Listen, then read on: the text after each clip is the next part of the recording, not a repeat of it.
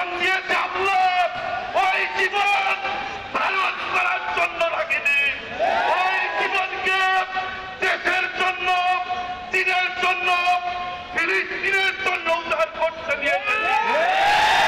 সংগ্রামী উপস্থিতি, আফসোস লাগে, আফসোস লাগে, ঘৃণা লাগে, ধিক্কার জানাই ওই সমস্ত রাজনৈতিক দলকে যারা আমাদের প্রথম কিবলা আজ থেকে স্মরণ করতে দ্বিধাবোধ করে, যারা ফিলিস্তিনের রক্ত নিয়ে কথা বলতে দ্বিধাবোধ করে, যারা মুসলমানদের স্লোগান নারায়ে তাকবীর বলতে সংকট বাংলাদেশের দরকার নাই, দরকার নাই। ফিলিস্তিনের প্রশ্নে, কাতার প্রশ্নে জিহাদ সারা বাংলাদেশ ঐক্যবদ্ধ। প্রয়োজনে আমরা ঝাঁপিয়ে পড়ব, শহীদ হব, রক্ত দিব, ফিলিস্তিনিতে যাবো ইনশাআল্লাহ। বাংলাদেশ জামাত ইসলামী জিন্দাবাদ।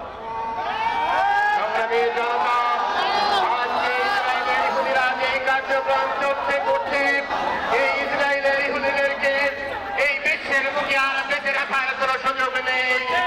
সংগ্রামী জনতা, আজকে এই সমাবেশে এ পর্যায়ে বক্তব্য রাখবেন বাংলাদেশ ইসলামী ছাত্র শিবির রাজশাহী মহানগরী শাখার সংগ্রামী সেক্রেটারি ছাত্র নেতা ইমরান নাজির, ছাত্র নেতা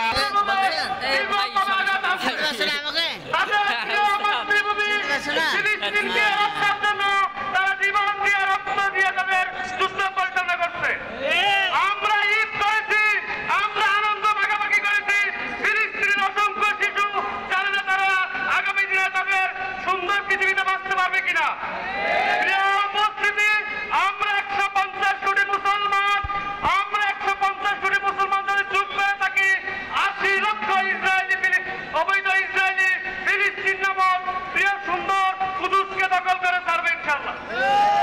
প্রিয় উপস্থিতি, আমরা বলে দিতে চাই, আমরা যারা কুদুসকে বিজয়ী শক্তি হিসেবে দেখতে চাই, আমরা যারা হামাসকে বিজয়ী শক্তি হিসেবে দেখতে চাই, আমরা স্বাধীন ফিলিস্তিনকে যারা দেখতে চাই, আগামী দিনে যারা ফিলিস্তিনকে প্রিয় কুদুসকে মুক্ত করতে চাই, আমাদেরকে প্রস্তুত থাকতে হবে। প্রিয় কুদুস, তুমি অপেক্ষায় থাকো, একদিন তুমি বিজয়ের হাসি হাসবে, একদিন লক্ষ মুজাহিদ তোমার পানে রুঙ্গর ফেলবে। সে আশাবাদ রেখে আমি আমার কথা শেষ করছি। আসসালামু আলাইকুম ওয়া রাহমাতুল্লাহ। জনতা, এ পর্যায়ে We are one, sacrifice our life for Palestine, inshallah.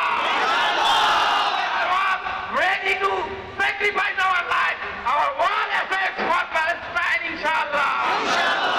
মহারাজ তারুক দাসের জীবন আমরা শহীদি দরজা চাই, মৃত্যু মৃত্যু ভিতর আমরা মৃত্যু কোথায় খুঁজে বেড়াই। We are already the human resource, 200 crore Muslims are human resource. All the human resources are ready to sacrifice their lives. All the Muslim government should use this human resource in a humanitarian and united way. For the further United Nations, a United Nation, this is not possible without Palestine. For the Muslim world country, I call them to throw their United Nations membership into the dustbin. We don't want the United Nations membership. We just want Palestine. Allah আমাদের তৌফিক দান করুন। ওয়া মা তৌফিকি ইল্লা বিল্লাহ। আসসালামু আলাইকুম ওয়া রাহমাতুল্লাহ।